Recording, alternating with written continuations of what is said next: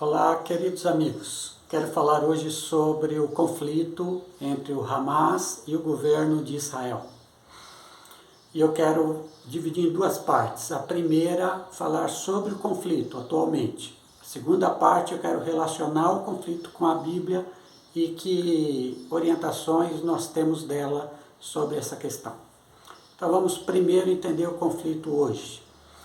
Em 1947, a ONU determinou que na Palestina existissem dois estados, o Estado de Israel e o Estado da Palestina.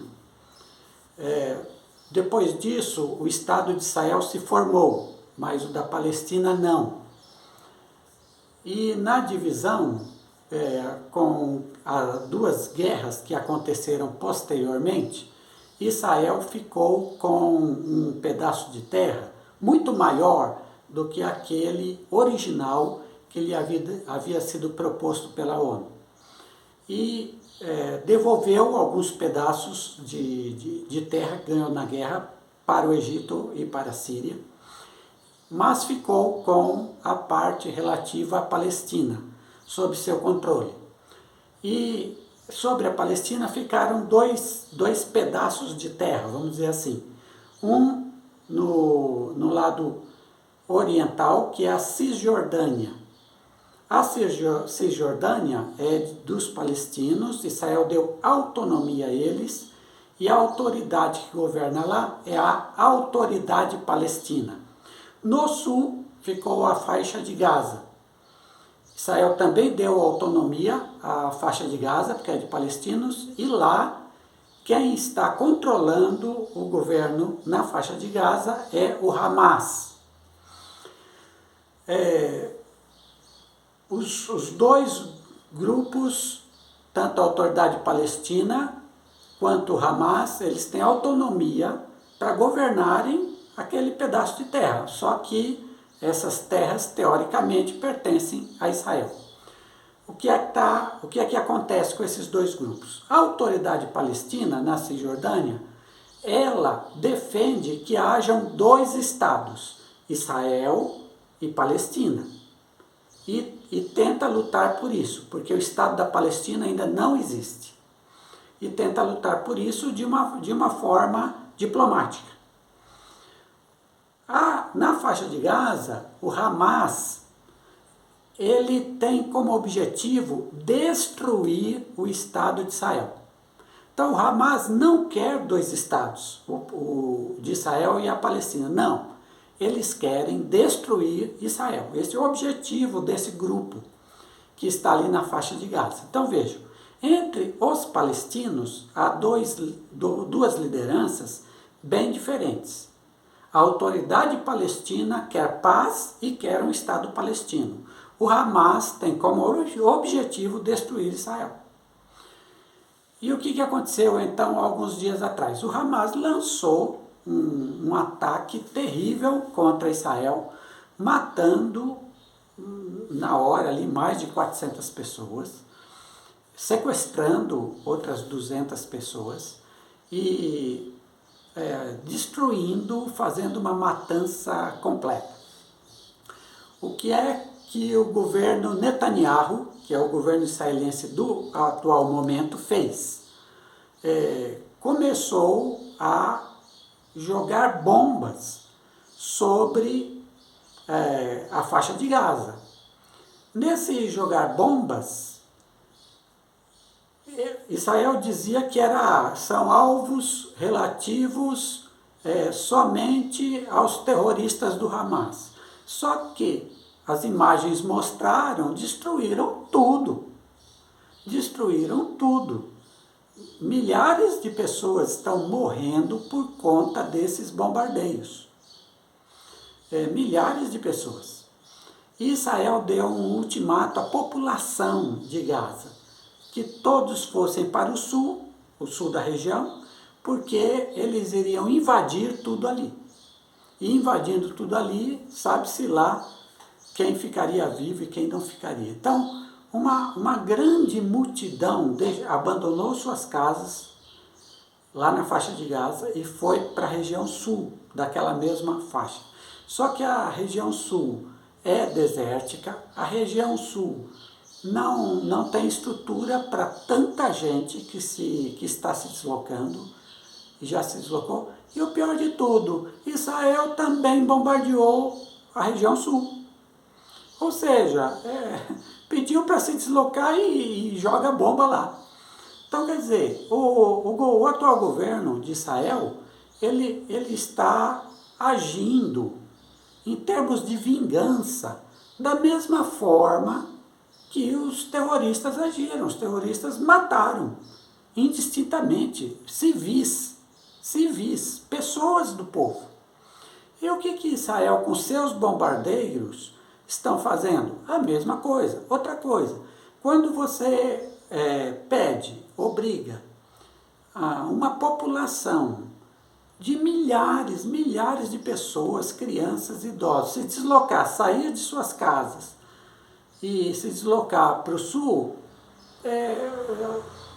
você está dando condições de vida a essas pessoas. O que acontece lá no sul de Gaza hoje? Falta alimento, falta água e falta condições mínimas para viver, porque é muita gente em um momento só. Então, infelizmente, quem é que está sofrendo? Primeiro, sofreu o povo judeu, porque esse ataque terrorista do Hamas foi horrível, foi terrível. Eles foram para matar e matar civis. O Hamas é um grupo terrorista. É um grupo terrorista. Agora, a reação de Israel, ao invés de ser uma reação para procurar prender somente os terroristas do Hamas, não.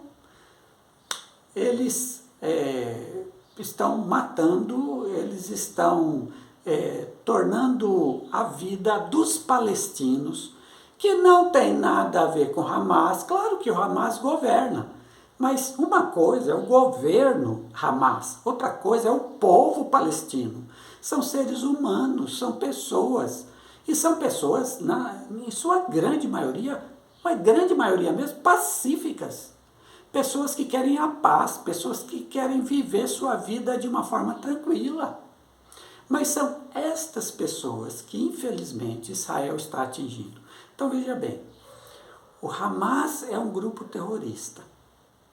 E o governo, não Israel, o governo de Israel, Benjamin Netanyahu, é uma pessoa sem escrúpulos. É uma pessoa que está cometendo crimes de guerra, porque está matando e prejudicando a vida de civis, que não tem nada a ver com Hamas. Então, essa é a situação. Quem sofre? Os povos dos dois grupos, de Israel e da Palestina. Esses são os que sofrem. O que a Bíblia tem a dizer? E aí eu quero trabalhar a questão bíblica. Por que é importante trabalhar essa questão bíblica? Porque o povo evangélico, nem tanto o povo católico, mas muito o povo evangélico, eles em qualquer circunstância, em qualquer provocação, em qualquer guerra, em qualquer briga, ele automaticamente se coloca ao lado de Israel. Porque Israel é o povo de Deus. E Israel deve ser protegido sempre, porque é o povo de Deus. Essa é o que a grande maioria dos evangélicos acreditam. Nessa guerra, por exemplo, só Israel tem razão, só Israel pode matar à vontade, só Israel pode praticar o mal como revide aquilo que foi feito nas suas terras. A questão é, a Bíblia orienta que nós, cristãos, sempre venhamos a dar razão a Israel em tudo. E mais, Israel é de fato o povo de Deus? Vamos examinar isso. Sem dúvida nenhuma, no Antigo Testamento, Israel é o povo escolhido de Deus. Deus o escolheu, Deus o libertou do Egito, Deus lhe deu uma terra prometida para que fizesse e vivesse naquela terra. Mas, no Antigo Testamento está muito claro que Israel tinha um objetivo. O objetivo é que Israel fosse um reino sacerdotal para todas as nações. Ou seja, através de Israel, o nome de Yahvé, em português Jeová, fosse conhecido no mundo inteiro, através de Israel, através desse povo santo. Só que Israel nunca cumpriu isto, nunca, em nenhum momento de sua história. E o Antigo Testamento é a história deste não cumprimento do povo de Israel, da missão que Deus lhe havia dado. Isso vai até Jesus. Veja, Jesus é judeu, Jesus é o Messias de Israel, Jesus é a consumação da revelação de Deus, tanto para Israel quanto para a humanidade. Então, em Jesus Cristo, nós chegamos no auge da revelação de Deus. O que acontece em relação a Jesus e Israel? Jesus Cristo veio pregar o reino de Deus, a começar em Israel. Ele mesmo disse, eu vim para as ovelhas perdidas da casa de Israel. Ele mesmo disse isso.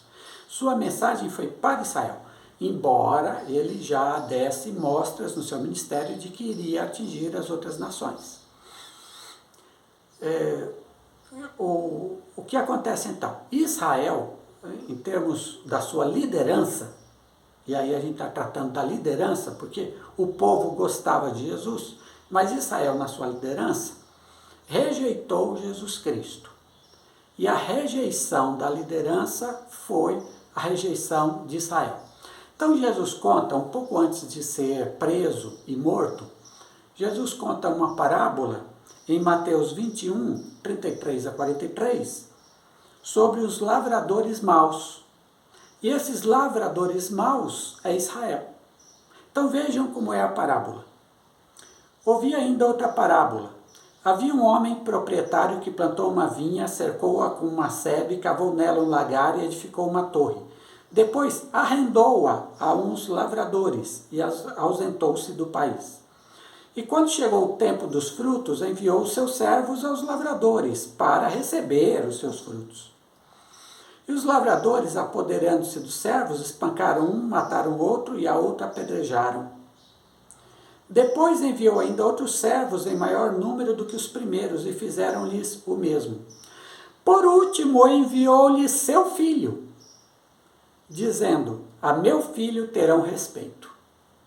Mas os lavradores, vendo o filho, disseram entre si, esse é o herdeiro, vinde, matemo-lo, e apoderemo-nos da sua herança. E agarrando-o, lançaram-no fora da vinha e o mataram. Quando, pois, vier o senhor da vinha, que fará aqueles lavradores? Responderam-lhe eles, fará perecer miseravelmente a esses maus e arrendará a vinha a outros lavradores que a seu tempo lhes entreguem os frutos. Disse-lhes Jesus, nunca lestes nas Escrituras a pedra que os edificadores rejeitaram, essa foi posta como pedra angular, pelo Senhor foi feito isto e é maravilhoso aos nossos olhos? Presta atenção que Jesus vai dizer agora. Portanto, eu vos digo que vos será tirado o reino de Deus e será dado a um povo que dê os seus frutos. Portanto, digo que vos será tirado de Israel o reino de Deus e será dado a um outro povo que dê frutos. O que Jesus está dizendo aí? Jesus está dizendo que Israel era o povo pelo qual o reino de Deus viria para toda a terra, para todas as nações. Israel não cumpriu sua missão, mas Jesus cumpriu. Jesus é o Filho que Deus enviou para restaurar Israel e trazer luz para as nações. Seu evangelho seria o evangelho de todos. E o que é que aconteceu? Israel rejeitou Jesus como seu Messias. Aí Jesus diz, o reino será tirado de vocês. E foi. E será dado a um outro povo. Que outro povo é esse? a igreja do Senhor Jesus Cristo. Eu edificarei a minha igreja, disse Jesus. Então, a igreja é esse novo povo a quem o reino foi dado. O reino de Deus foi dado à igreja. Foi tirado de Israel e foi dado à igreja. O que é que isso significa? Preste atenção no que eu vou dizer. Israel se tornou uma nação como qualquer outra nação. Israel hoje é incrédula em relação ao Senhor Jesus Cristo, é incrédula em relação ao Messias Jesus. Eles são incrédulos, como as demais nações também o são.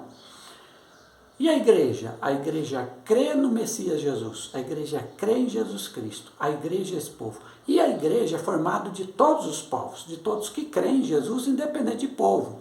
Então, há judeus que creram em Jesus e fazem parte da igreja, esses são salvos. Há gente de outros povos que creem em Jesus e fazem parte da igreja, esses são salvos. Mas Israel se tornou uma nação anticristã. Israel se tornou uma nação incrédula em relação a Jesus Cristo. O reino já foi tirado de Israel. O reino já é da igreja. Para que a igreja faça a mesma coisa que Israel deveria ter feito. Ou seja, ser luz para as nações, levar Jesus para as nações.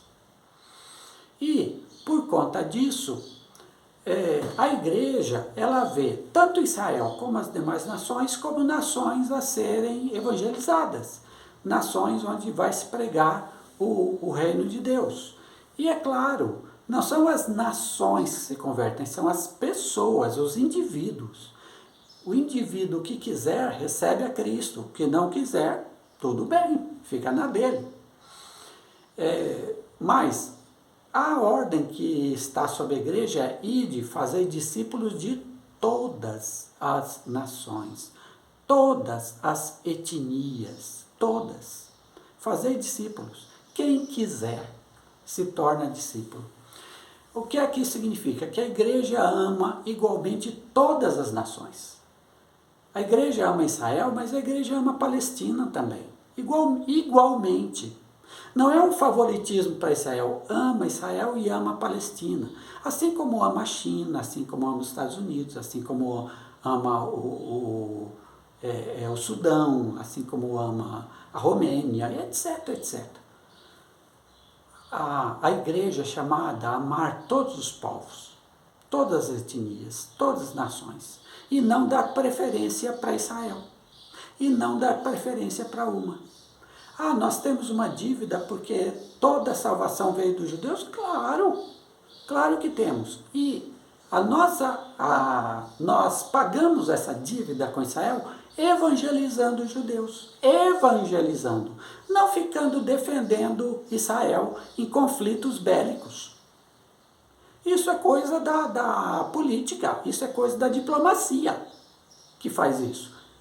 Israel que usa da diplomacia, Palestina também, e os outros povos também, Estados Unidos, Europa, a Rússia, aqueles que estão envolvidos nesse conflito também, que usem da diplomacia e resolvam o problema. Agora, a gente não vai ficar apoiando Israel em qualquer circunstância. Quando Israel errar, exemplo, jogar bomba em cima do povo palestino, isso é um erro terrível, isso é matança de gente, a gente tem que dizer isso está errado. Quando Israel sofreu o ataque terrorista, a gente dizemos, está errado matar judeus. Como foi errado matar judeus no Holocausto nazista. E a gente tem que ser contra isso. Contra isso. Esse grupo Hamas deve ser preso. Todos eles, porque são terroristas. Mas não dá para ficar defendendo Israel indiscriminadamente. Quando Israel faz uma coisa certa, a gente aplaude. Quando Israel faz uma coisa errada, a gente critica. É assim que deve ser. E o amor que devemos devotar ao povo de Israel é o mesmo amor que devemos devotar ao povo palestino. O mesmo. Porque quem mora em Israel é ser humano. Quem mora na Palestina é ser humano. O ser humano que mora em Israel é amado por Deus. O ser humano que mora na Palestina é amado por Deus igualmente. Deus não ama mais quem mora em Israel e ama menos quem mora na Palestina. Deus ama igual, porque Deus amou o mundo inteiro. Portanto, o que a gente fala é de paz. Paz para Israel, paz para a Palestina. E o meu desejo pessoal é que um dia existam 2 estados ali. O Estado de Israel, o Estado da Palestina, cada um sendo um país diferente, cada um convivendo bem, cada um com os seus cidadãos e sem guerra entre esses 2 países, esses 2 estados. É isso que eu desejo, é por isso que eu faço minhas orações a Deus, para que haja paz naquele lugar e para que os 2 povos se formem. Israel já está formado, mas falta formar o povo palestino, falta formar esse país chamado Palestina. E eu digo, não à guerra, não à matança, não há matança de nenhum civil. Não que tudo isso cesse, que haja paz. Que o Hamas seja castigado, isso sim. Mas que Israel não continue a bombardear e a matar indiscriminadamente o povo palestino. Aí também não. Aí também não. Que Deus nos dê a paz para aquele lugar. Porque se esse conflito aumentar através de outros povos, a gente está numa situação pior que a situação da Rússia e da Ucrânia, o que já é outra guerra sem sentido. E, infelizmente, nós vivemos em tempos maus e em tempos difíceis. Faço um apelo a você, como eu, vamos orar pela paz, lá entre Israel e Palestina. Vamos orar pela paz e para que estas coisas sejam resolvidas com o menor sofrimento possível das populações que ali estão. Gente que Deus ama, gente que nós devemos amar.